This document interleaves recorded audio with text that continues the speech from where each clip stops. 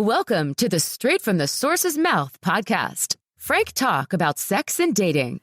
Hello, Tamara here. Welcome to the show. Today's guest is Larry Bilotta, who he specializes in relationships, marriage, mindset, and midlife crisis.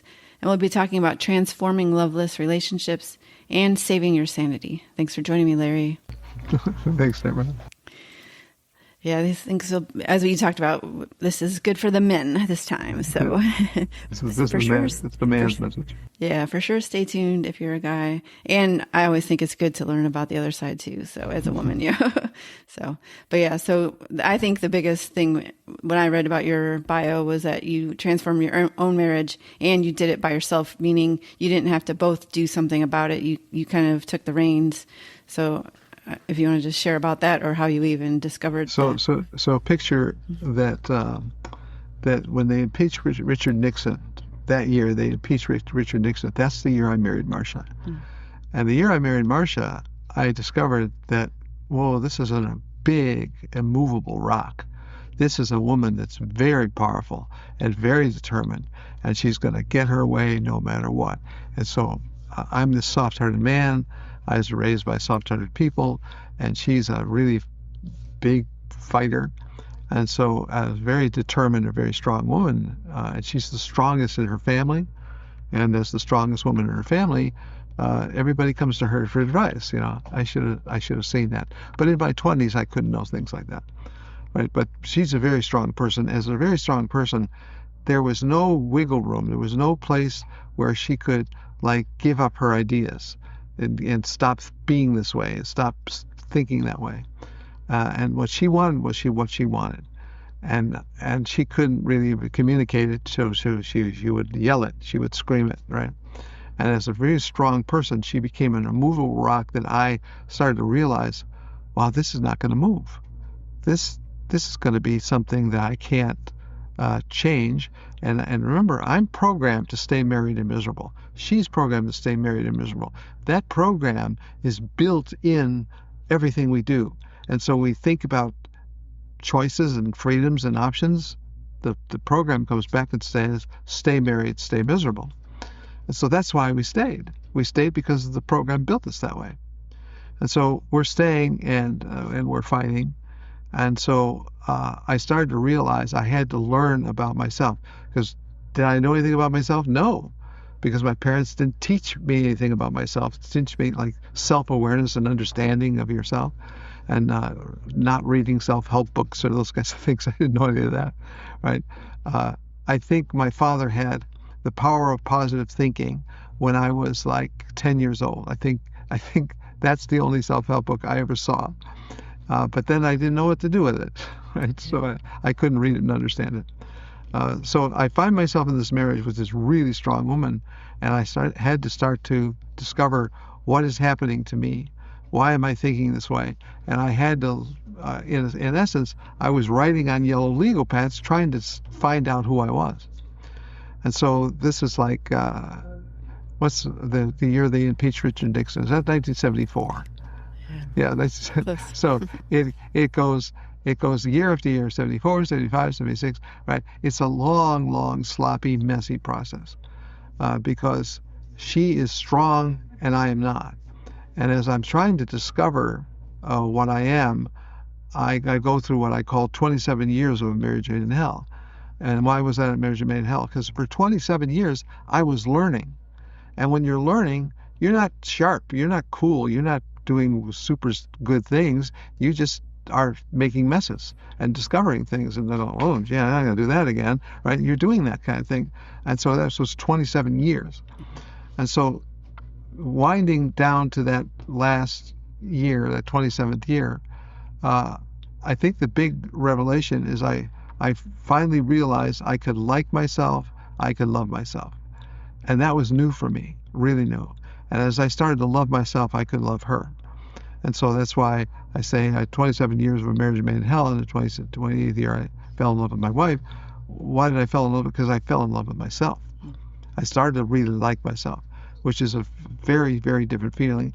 And when I start thinking, looking back, I'm thinking, how did you even do that? How did you even discover it? Well, there was no one thing.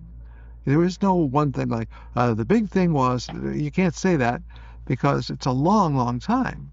And because it's so long, so many things happen, so many realizations and conclusions happen that you can't really pick anything out.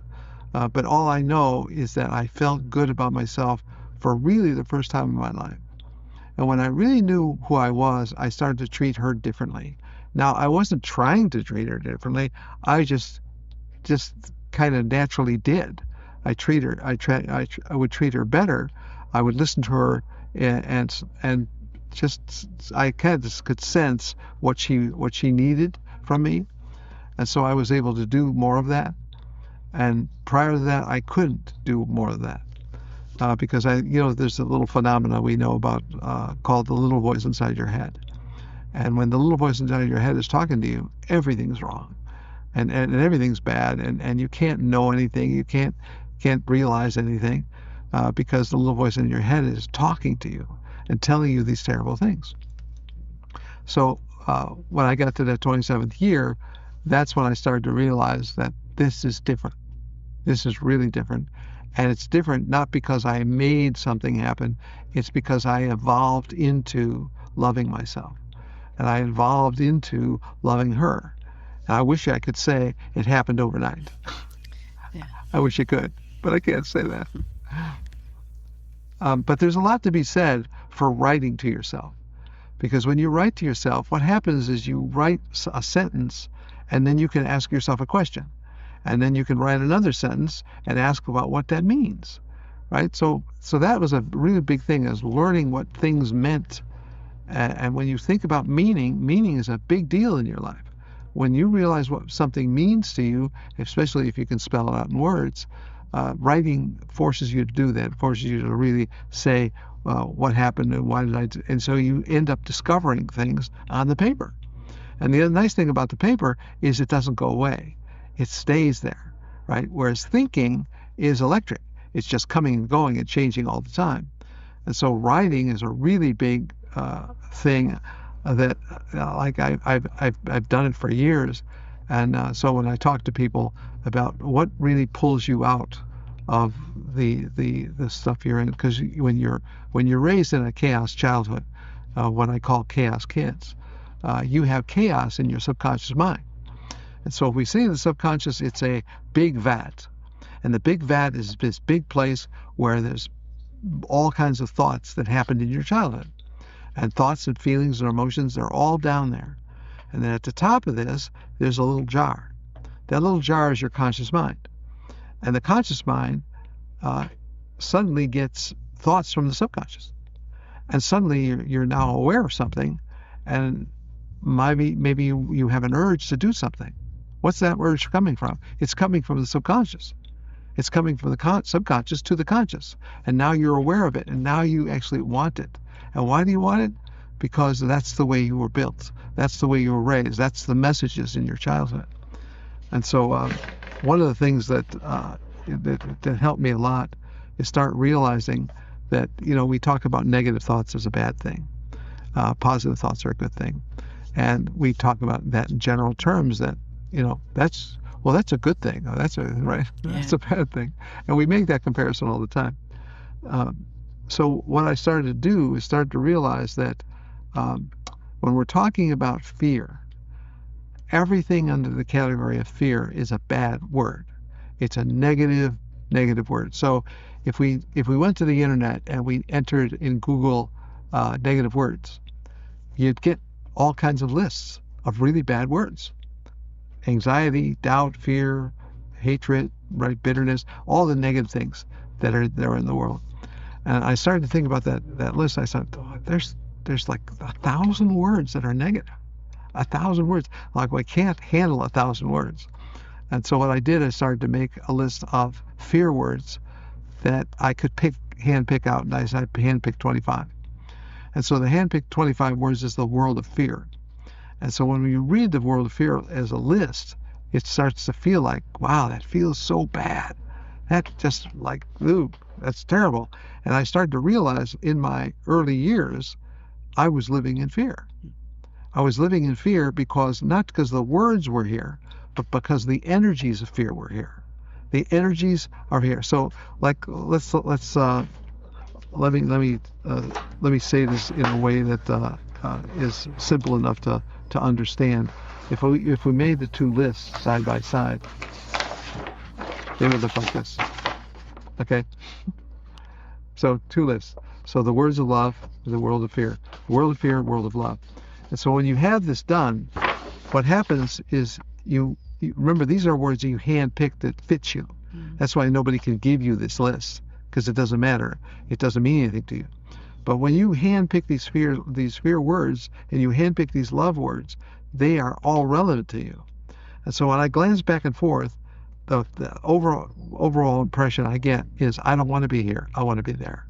I don't want to be here. I don't want to be there. Oh, I don't want to be here. I do want to be there. Right? And so what happens is you start admiring love, and you start really not having an interest in fear. And so when you don't have an interest in fear and you have an interest in love, the more you scan this day after day, week after week, the more you start realizing, I'm really drawn to love. I'm drawn to love words. The love words make me feel good. They make me feel positive. They give me more energy.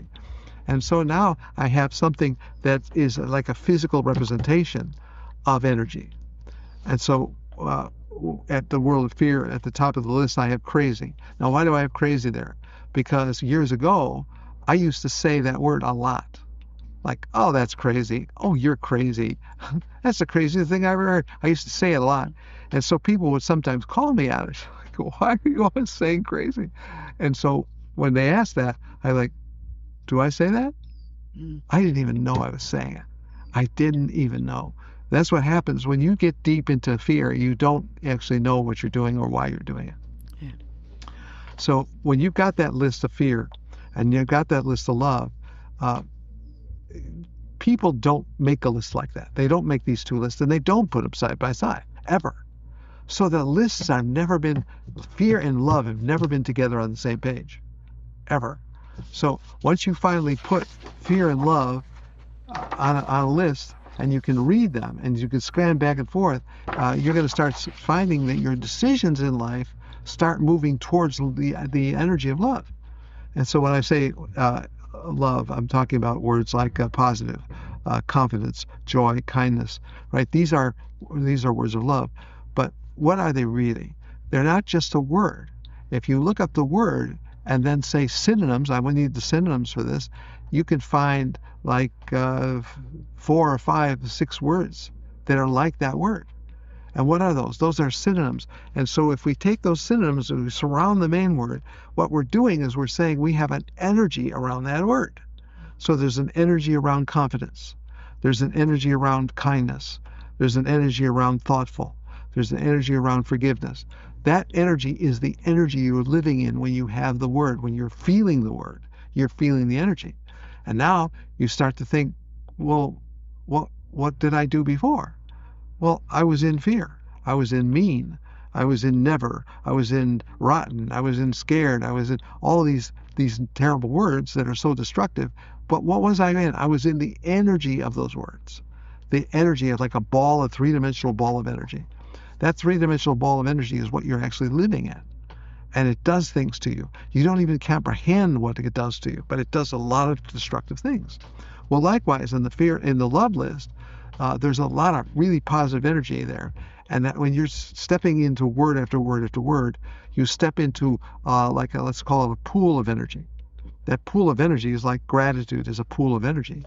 And when you step into the pool of energy of gratitude, you like soak in it, and it affects you. It makes you feel things. And so when you go from the pool of gratitude to the pool of friendship, let's say, now you're in a different energy, but it's also really good. And so that's how when you go down the list, you're not just going down an item. It's not an item. It's a world of energy. And that's what the synonyms represent. The synonyms represent the complete ball of energy of that word. And so that's why I mean, when I talk about the list, it's not like a check off of the list kind of list. It's a list that you literally live in the energy of it. And when you live in the energy of it, you feel it, and you feel it better and better and better. And as you start to do that, you start to change the way you decide on things. You start to change the way you feel about things. You start to change your opinion on things. It's all because you're moving from fear to love. And that's really and I'm explaining something that I ended up explaining much later. But I started to see that 27 years is really what I was doing. I was leaving fear and I was moving to love. And when I literally moved enough, I started to feel really good about myself. And so that's when my marriage began to change its direction. Okay. Because otherwise it was too destructive. Yeah. And then, like you said, just moving towards love created how you would react and be with her. And I'm sure she reciprocated more.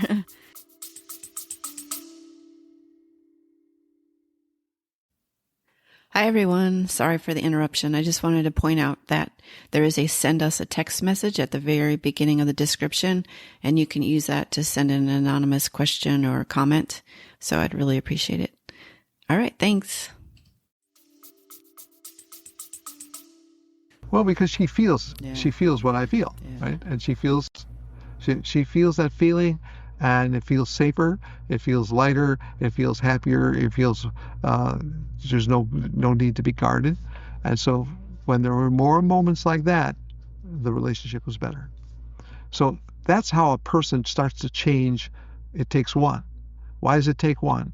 It takes one because one person becomes the changer of the environment of their mind. And that's really what I was doing in the story. I was changing the environment of my mind. And I was doing that by moving into these very positive energies so I could start to live in them and feel them. And feeling is a really big part of the whole emotional makeup of people. Because when I talk to people in my course, one of their biggest struggles is stop being so negative. Why do you feel so negative? I feel so negative because I'm still dwelling in the world of fear. Yeah. So I have a story I tell, an analogy I tell. And the analogy is, I call it the cruise ship. And the reason I call it the cruise ship is because in the analogy, you become a cruise ship. And as a cruise ship, you find, you don't know it, but you have a rat on your ship that you don't know is there. And then the person you marry is another ship, and they have a rat they don't know is there. Now these two ships have two rats, and the two rats have radios, and they're sending messages back and forth called against energy. And the against energy is so strong, it's separating the ships. And so when the ships are separating, they don't know why they're separating because they don't know the rats are doing the work. So your ship goes to a seminar, and you find out you might have a rat. So you go through the trouble to find the rat and get it off the ship. Now we got two ships, but this time we got only one rat. The rat that's on her ship is still pushing, but there's no rat on your ship to push back. And when there's no rat on your ship to push back, that means the separation slows down. And that's a really important idea when we start to think about what is the rat in the analogy. The rat is the pain of your childhood. And so I have the scale of 10 to 0, and 10 is the purpose, a place where you're raised in purpose. 0 is a place where you're raised in chaos. And so when you're abandoned, you're abused, you're neglected, the more of that you have, the lower you go. Right? So up at the top is great parents who are raising you and they're showing you what love looks like.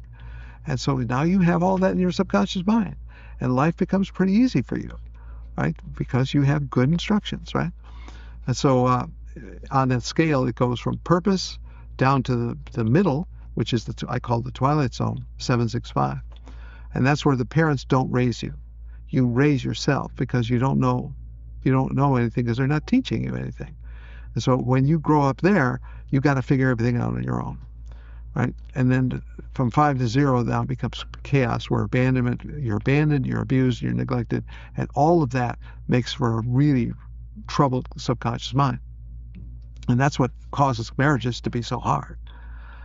I was just talking to an attorney who has a podcast, and the podcast is about marriage and the legal process, like heart and law. That's what she was doing, heart and law. And so I'm thinking, how do we get heart and law to come together?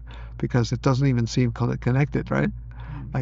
But that's what happens in marriage. In marriage, the marriage goes into a divorce court, and now it's in law. And it's like, it becomes very rigid, because all this emotion from the chaos kid is in the courtroom, and in the documents, and all these terrible things that are happening in there. And so she was talking about the idea of reconciliation, because what is reconciliation like? How can anybody actually do that? How can they possibly reconcile when they've been living in fear year after year after year? They've not been in love, they've been in fear. And they don't even know what fear is. They actually don't recognize it as fear. Yeah, they just think it's their normal. Well, they actually have ways to bill it as something is really that makes them look attractive and smart and clever, but they're still living in fear. And so when you think about all the ideas of meanness and fear and unfair and upset and angry and arrogant and bad and critical and dangerous, all these ideas are energies that people live in, and when they live in them, they seek somehow to be right. So here you are living in fear, but now you got to be right, and now you got to fight to be right. That makes you even less attractive, right? Because you're fighting to be right while you're living in fear. Yeah, even you talking like that and using those words is like kind of making me feel that bad energy. Exactly, right. I'm actually like thinking, okay, now what can we do about it, and like how to go the other way. Like I know you work with people to help them see this and like fix their relationships. Is this a good time to talk about more of the like how to get out of that? I know you said learn about yourself and go into love, but what else do you teach, or how do you teach it? I know you said you have a book as well. In this book, there's a chapter that's dealing with the signs, the 21 signs of losing our heart. And the reason it's early in the book is if you don't know you've lost your heart, if you're not aware of it, you have to be told in a book what it is. And so the 21 signs you're losing your heart are signs that are like pretty graphic and pretty unattractive, because now this is you as a man losing your wife's heart, which you thought you had, and then you took for granted. And the reason he does that is because he literally becomes his father. He turns into his dad. So what happens with his dad? Well, his dad could have lost his wife's heart, and the son wouldn't know it. And so the son doesn't see it, and so now it becomes well, Jesus, all kinds of versions of relationships, but the marriage is a marriage where they endure each other, a marriage where they are angry at each other, where they yell, where they criticize, they blame, they pick. People have all kinds of relationships, and remember, when they're getting older, it becomes even less attractive to have those things happen. But people are talking about their mother and father, that the people that raised them, right? So what you want is a pretty positive person, a pretty positive father and a pretty positive mother that has a sense of humor, and they have the ability to talk to each other. That's a really great relationship, because if you grow up in that, you grow up in a flexible, more open, less critical environment. And that's really what everybody wants. They want to live in a place where I call this the kid standard. The kid standard is, Mom, I want you and Dad to like each other, and then I want you and Dad to make me feel important. That's the kid standard, right? Just like each other and treat me important, or make me feel important. If you just do that, I'll turn out okay, you know? Yeah. And what is you mentioned the book. What is the name of it? Just so on the audio. So this is the book. The book is This Is Not the Woman I Married. So this book is for men. This is not the woman I married. And why? Because the men who call me, they say this line. Oh, this is not the woman I married. Why is it not the woman I married? Because the woman you married is a chaos kid. She grew up in abandonment, abuse, neglect, some version of that. And she has that stored in her subconscious. And so when she gets to be 30, 40 years old, that's the time when it comes out. That's the midlife. That's the time when it arrives.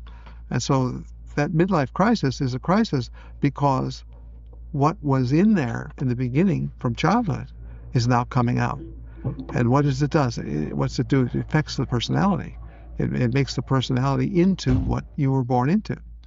So whatever those values are down there, like lying, stealing, survival, justification, distortion, manipulation, right? All those things are in there. They're all waiting for the need to come out and just be taken over, right? So how does that happen? Well, it happens usually from big events like the death of a father or death of a mother. That's a big event that could trigger the midlife crisis. Or the father or the mother gets sick, and it becomes like a terminal situation that they can't handle, and they a big move. That's another thing. A big move that, especially when a woman leaves the place she grew up and goes to some place that he wants to go, and now she knows nobody. She knows nobody. Now she's like really unsettled, and she's not feeling safe. So that's a place for a midlife crisis to happen. Another favorite place is called the home improvement. A home improvement is a place where a lot of stress takes place. In fact, a lot of people who tell me that they're in these midlife crisis situations, there's always a home being renovated, or a home being bought, or a home being rebuilt, something with a home, right? Why is that? Well, that's a huge thing in people's lives. Their home is part of their identity. And so when the home gets involved, and I've heard this so many times, the guys tell me, and we just finished our house, and it's a beautiful house, and it's a show place, and now she does this, right? So he's all frustrated because the home is involved, this physical building.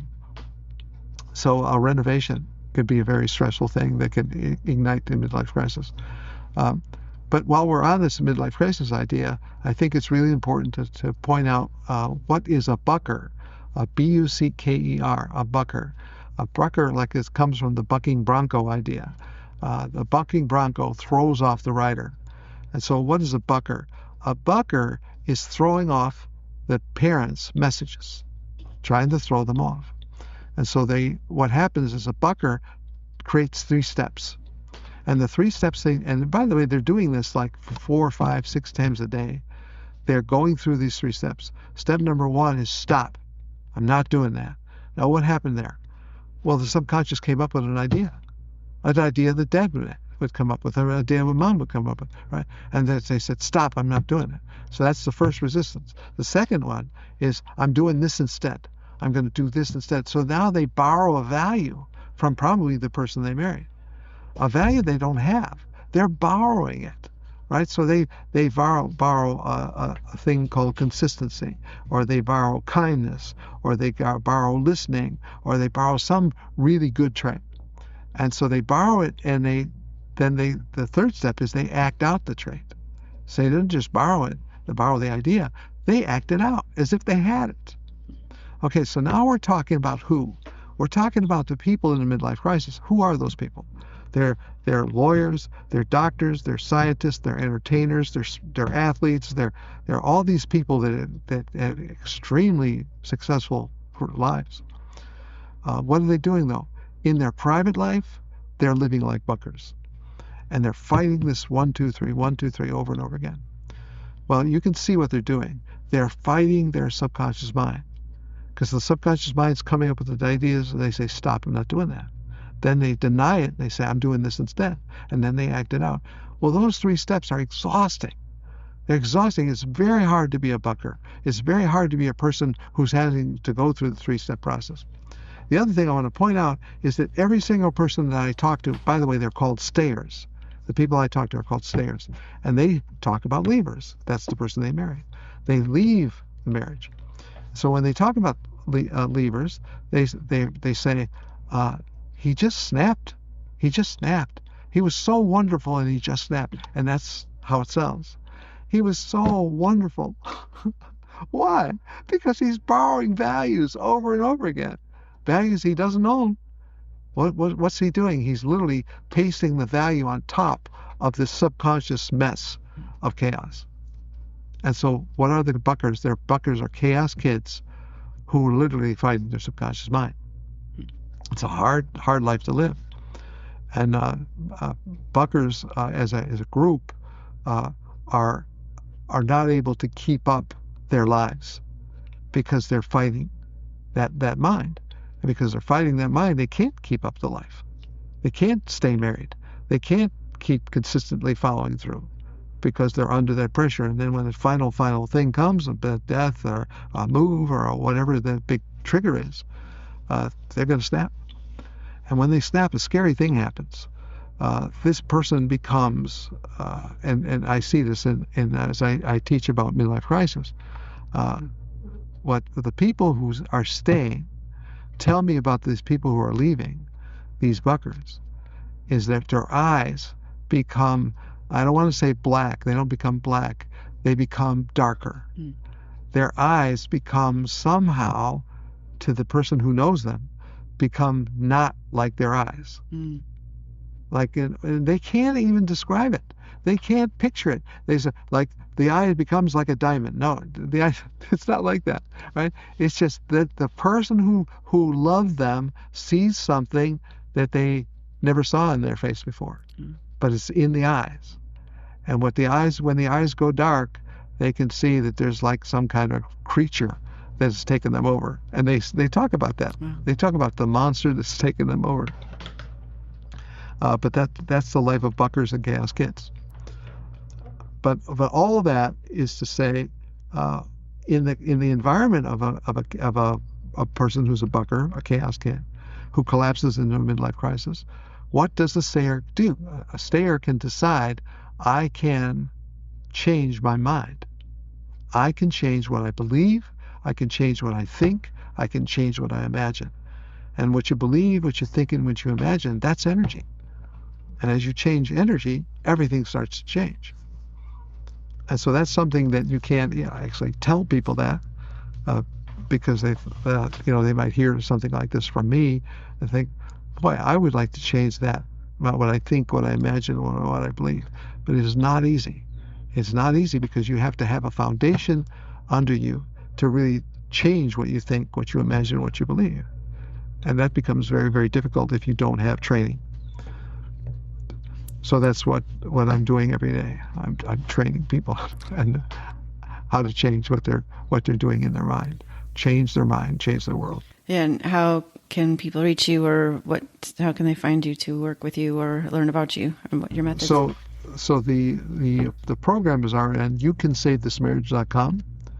And then you can also go to larrybilotta.com, where there's a lot of videos there of ideas that I talk about. And those are all things that you get enough of this idea. People hear from me, they hear chaos kids, and they never heard of a chaos kid before. They don't know what it is. And so if you want to get familiar with chaos kids, you can go to larrybilotta.com and start to watch videos and start learning about chaos kids and marriage and what happens with intimacy and how it disappears because the chaos comes for them. And then it's not too late. And so we have pinballs and we have environment changers. And pinballs are people who react to everything and react emotionally all the time and in a bad way. Environment changers are busy changing the environment of their mind. And because they change the environment of their mind, they're not pinballs. And so they have a chance to literally change anything. But pinballs can't change anything. Pinballs are fixed in a life of reaction. Environment changers can change the environment of their minds, and that's going to change a lot of things for them. Yeah, and I know they talk about the fixed and growth mindset. It sounds like the pinballers are fixed mindset people. Yes. Yeah. Well, because they're living in fear, and in living in fear, they think fear is giving them safety. And because they think fear is giving them safety, and they've never heard anything else, like fear is making me feel safe. Yeah, it does, but it doesn't give you safety. It literally gives you a temporary feeling of safety, which then comes to be a real punishing effect later on. And so it's got like a little reward and then a really big long side effect. But that's the whole problem of fear. Fear does that to people. Yeah. And I was going to say, How would you kind of summarize or wrap this up, just to our closing thoughts? So I was having an argument with my daughter because I was saying childhood makes marriage. I was saying childhood makes marriage. And childhood makes marriage. And she's saying, why would you say that? Nobody understands that. Nobody understands. So you got to have a long explanation about why childhood makes marriage. And so what I'm trying to say is that childhood, once you marry a family.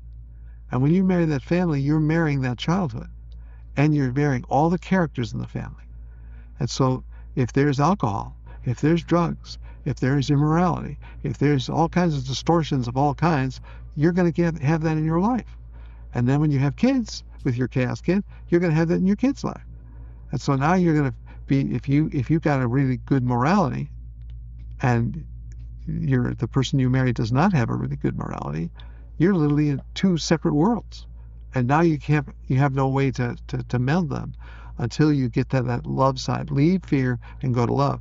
The reason I talk about fear and love so much is because that's the great dividing line, which divides people from fear people and love people. And love people are, there's not a lot of them. It's really hard to find people who actually live on the energy of love. They just like it's a thing. They just adapt it. They adopt it. They take it on, and it feels very comfortable for them. And they wouldn't consider anything else. But when you're living in love, you're not judging, you're not criticizing, you're not doing all the things that fear requires. And fear requires a lot of bad stuff. Yeah. No, I mean. So childhood makes marriage is what I'm trying to say. Yeah. And I like the idea. Obviously, you said it works going towards love. I can just see where if you look at a list of both sides and you remind yourself of the love side when you're making decisions or things, and when you like you said, when writing it down is the more important part. I can see having a list, and whenever you're reacting, look at the list and be like, yes, let me do the right thing or the positive thing or the love thing. Because you're going to end up doing eventually what you admire. And when you realize you admire love and you don't admire fear, it's like makes everything clearer in life. Yeah. And so everything now becomes like, where's the love in this? Where's the fear in this? Oh yeah, there's the fear in this. I don't want that. I want love. Yeah. And so now I'm literally using words to try to explain this, but it's something that happens instantly when you start to train yourself to leave fear and move to love. Yeah. And it becomes something that becomes easier to do. For sure. Because it's just a feeling. You feel it. For sure. Yeah. I've definitely heard things like this, but maybe like slightly different way. So I definitely like the way you put it. And I'm going to leave it there unless you have one more thing to like a closing comment kind of thing. The other thing is everybody's got a spirituality in their life. You've got a Jewish, Buddhist, a Buddhist, Christian, Catholic, something. You have something in your life, some foundation, some set of ideas that you got in the beginning, and that's your foundation. And I found that people who don't have a spiritual foundation don't have the ability to hold on to these ideas and apply them. But the people who have a spiritual foundation somehow they've got the ability to assemble everything into a system that they can start to live in. But if you don't have that spiritual foundation, it doesn't hold together. And that becomes very difficult when people have no spiritual foundation. So I've had people say to me, no, I was raised with no religion at all. And my mother and father, they just didn't believe in anything, right? So that's having a childhood with no spiritual foundation. And so if you want to get a life of improvement, you got to get really determined to get a life of improvement when you have that background. But then somebody who says, I grew up in listening to sermons, Christian sermons. I grew up listening to Catholic sermons. I grew up listening to, right? Well, that's the spiritual foundation they have. And it didn't matter that they don't remember one single thing. That doesn't matter. What matters is that everything they heard got in, and it all somehow stayed. And because that stayed, that's your spiritual foundation. And we've got it. It's going to help you a lot to learn these ideas about love. Yeah, I could definitely see that. Yeah. All right. Well, thank you very much for all of these concepts and ideas to save a loveless marriage and turn everything around, and your own life, being in love and having a spiritual foundation. I could definitely see the benefits. So thank you very much for being on. All right. Thanks, Susan. All right. And if you love this episode, be sure to tell your friends about it and rate it as well. All right. Thanks, everyone.